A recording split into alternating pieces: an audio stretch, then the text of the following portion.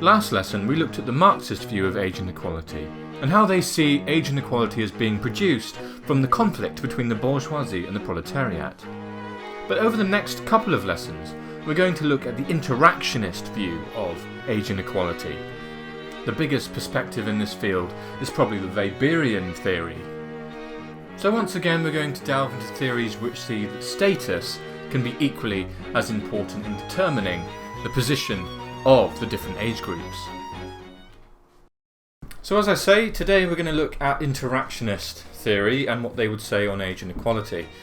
But first, it's probably just giving a brief overview of what interactionism is. Don't be thrown off by the use of the word. Interactionism is a type of perspective. It's best compared to its counterpart, which is structural theories. On the one hand, you've got structural theories like this cat you see right here literally saved me £1,000. So interactionism is kind of like the bottom-up perspective, seeing us as individual social actors, if you like, as creating our own society.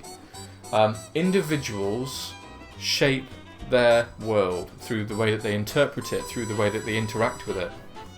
Society does not shape us, which is a structural theory. So on the one hand you've got structural theories like functionalism and Marxism, which see us as basically puppets of the social institutions, of the economy in the case of Marxism, of the agents of socialization in terms of functionalism. So then on the other hand you've got interactionism, which sees us as actually shaping the way that we interpret the world. And probably the most commonly known interactionist theory is the Weberian perspective. How we construct our identity, how we construct our views of other people through the use of status groups, status symbols, that kind of thing. So we're going to look at how they interpret age inequality. I'm going to look at four studies today. A couple of them we've already done in previous sections, so I'm not going to go over them in too much detail. So that's why I'm kind of doing one more than I usually would in a single video, simply because a couple of them we've already done, we're just retweaking them to look at age rather than ethnic or class identity. But don't worry, I'll make sure that we can apply them in the right way. If we remember what Weber said on ethnic inequality and class inequality, he argued that someone's social position is determined by their market, party, and status situation, and exactly the same thing is true with age inequality. He argued that someone's market situation can massively impact on someone's experience of age.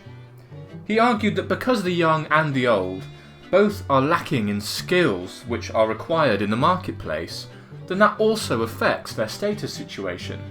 For instance, since the elderly are less productive in the workplace, this generally means that people view them with a lower status. The prime example being their technological skill. However, if someone is from the upper class and they become elderly, they do not suffer the same loss of status, because their level of financial resources means that they can continue to live a comfortable life regardless of their skills, and they're not dependent on anyone else. The most obvious example is probably the Queen, who is both elderly and female, but she hasn't lost any status related to her social position and wealth. Also coming from the Weberian perspective, we could apply Parkin from the ethnic inequality section. If you remember, he argued that certain groups in society are classed as negatively privileged status groups, ones which are kept out of high status roles due to social segregation and separation between groups. He argued that the elderly are often socially segregated as well, through the media, as they are not portrayed as positively as other groups. They are segregated in employment through retirement, and even in their living arrangements, as they're often segregated into care homes. Therefore, we can apply Parkin's theory not only to ethnic inequality, but also to age inequality. So, again, Weber we've already covered, we just need to think about applying him to age rather than ethnic or class identity.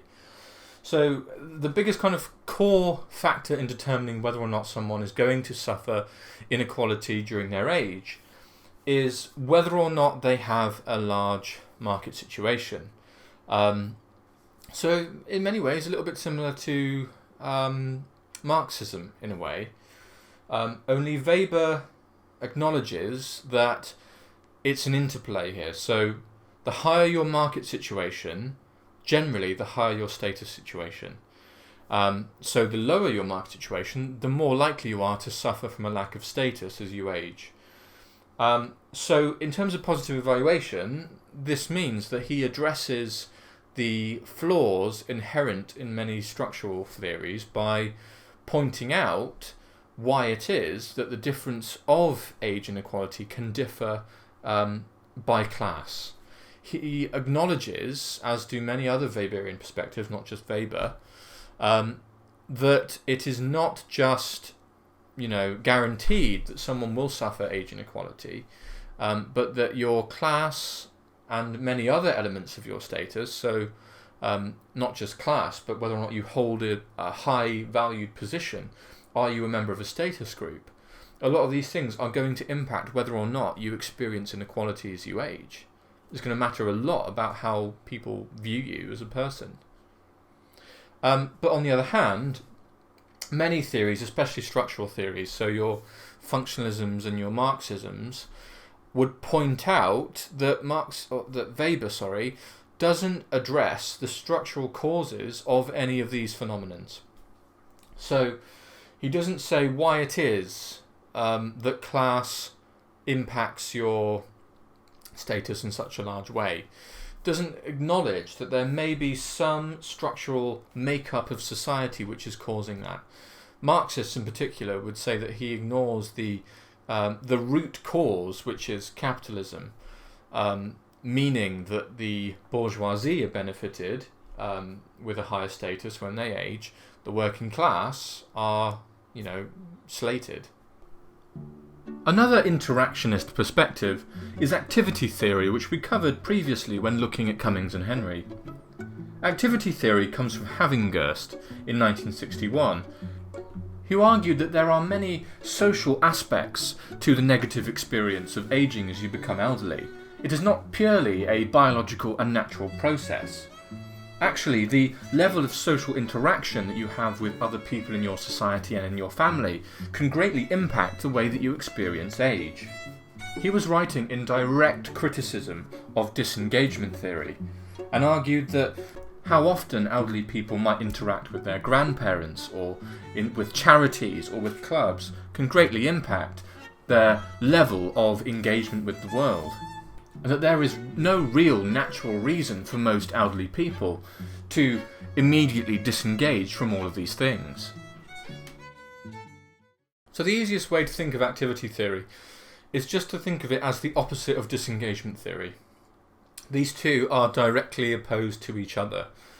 On the one hand, you've got disengagement theory that's saying the elderly should naturally disengage from society, that they are biologically prone to just slowly kind of, not wither away, that's the wrong word, withdraw from their responsibilities. And then on the other hand, you've got activity theory, which says that actually, if you encourage them, the elderly will participate in society. Granted, possibly in different ways, but it does have a big impact how much an elderly person engages in society, how much they have any kind of social interaction, can have a huge impact on their well-being, on their life chances, on their portrayals. So actually, it's not just a natural process of aging that causes the age inequality. It's a lack of social engagement from the outside world that's the problem. Now, in terms of evaluating activity theory, the one thing they do is they do show how levels of social interaction and engagement with the outside world, or social institutions, I should say, impacts someone's experience of aging. The best way to evaluate this is probably just to come at it from the disengagement theory angle. Just as you would evaluate disengagement theory with activity theory, you evaluate activity theory with disengagement theory because they're directly opposed. So what you would say is activity theory, coming at it from the disengagement theory angle, fails to acknowledge the natural biological process of withdrawing from society. It assumes that, everything is just because someone is not being encouraged enough by those around them to go out there and socialise. What if there are real biological barriers stopping them from doing so? What if their senses are deteriorating? What if their muscle mass and they are getting fatigued, more often? There are loads of biological reasons why someone might be disengaging, not always just that people aren't engaging them in enough activity. One more study comes from Turner, who puts forward exchange theory. He argued that every social interaction has within it a cost-benefit analysis. We are constantly thinking about what are the costs of this interaction and what are the benefits. And he argues that this explains why the elderly and the young are given a lower status. Because there is little benefit, Turner argues, in interacting and forming relationships with the young and the elderly, as they do not have many social resources in order for you to gain a higher status. They do not have material goods in comparison to those of adult or middle age, and they also have a lower status to begin with, and so you interacting with them does not necessarily give you much advantage in the long run. However, he does argue that this will vary from society to society. So, in a society that highly values old age, in which power and age are interlinked, this will change to a large extent, as people will move towards the elderly in order to gain a lot of their social and economic capital. But in Western societies, where the elderly are generally dependent on other people, they are given a lower status. Now again, exchange theory is an interactionist theory because it sees people as basically constructing the society around them through everyone as an individual making these kind of individual cost-benefit analysis, where you're weighing up the pros and cons of interacting with someone. Every time I go out into the world, I might not be thinking about it, but I am thinking about who I should form relationships with. What's going to benefit me? What might have some cost or some risk attached to it? And so by everyone making these individual choices, on a grand scale, that means that those who are dependent or those that are not necessarily going to give us any advantage in interacting with them, the young or the elderly, for instance, are going to be disadvantaged. So on a positive note, we could argue that this does illustrate a kind of micro approach to age inequality, showing us how small-scale interactions between people can end up with large-scale age inequality. Kind of addressing the fact that not everything has a giant structural cause.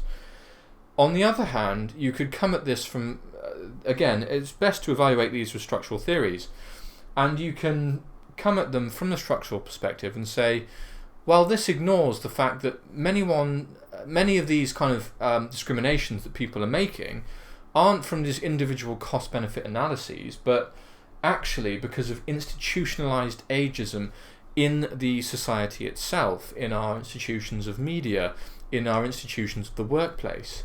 A good theory to evaluate this would probably be political economy theory from the Marxist perspective, as they argue that actually it's the whole governmental and economic system that seeks to institutionalize ageism.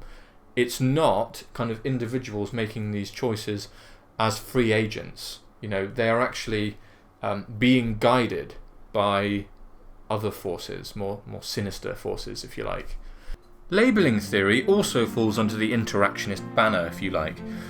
They would argue that negative labelling and stigmatisation of both the elderly and the young by predominantly the media, but also other agents of social control, Can you tell I'm starting to run out of background footage?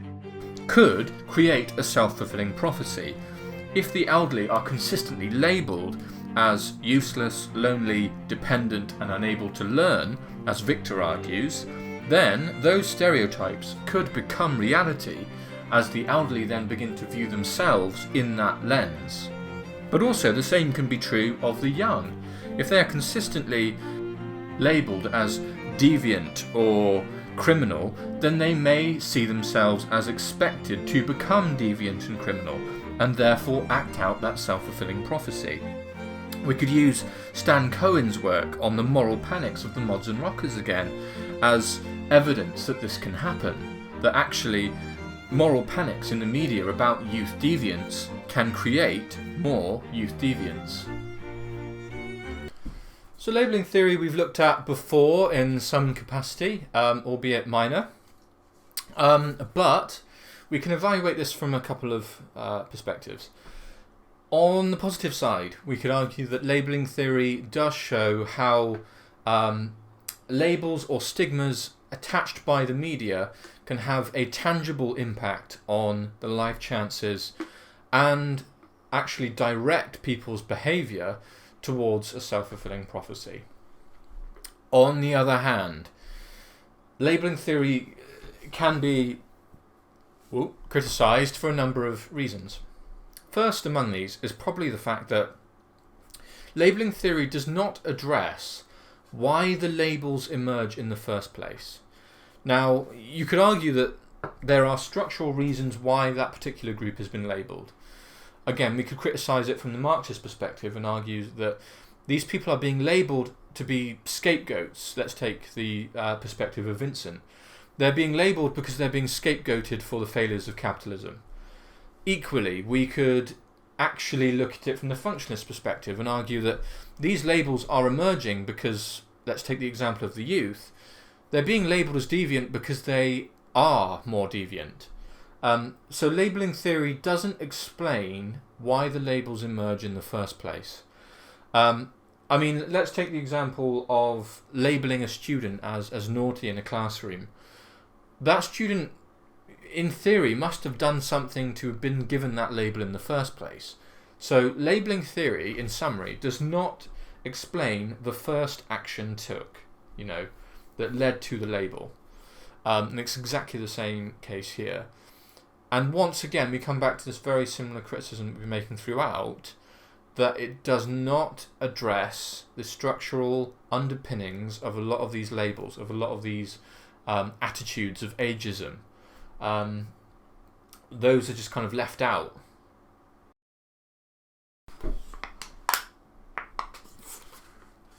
Okay, so for final thoughts, it's probably best again to think about where this is all going to fit in the grand scheme of things. Where should we throw these into essays? Now, a lot of these are Weberian theories. Your Weber, your Parkin, exchange theory, I believe, kind of takes inspiration from Weber. Actually, you might not want to quote me on that one. I'm pretty sure it is taking inspiration from Weber, as it does incorporate the idea of status. So even if it's not a out-and-out die-hard Weberian, it takes Weberian concepts, most certainly. So again, a lot of these are considered conflict theories as well, because they are saying that there is conflict between different age groups or different status groups, in the case of Parkin, in the case of Weber. So they are not only interactionist, but they are also conflict. Pretty sure all of them are. Next lesson, we're going to look at, again, something which we've not looked at for some time, which is postmodernism, and kind of the social construction of age and all that kind of thing. And then we would have pretty much finished Age Inequality. So then I'll just do, I think, a quick overview of the whole section, and then perhaps revise some aspects of the whole age inequality, the whole social inequality module as a whole, that perhaps some people have missed. Then we move on to research methods, which I will try my absolute hardest to make exciting, but I cannot make any promises.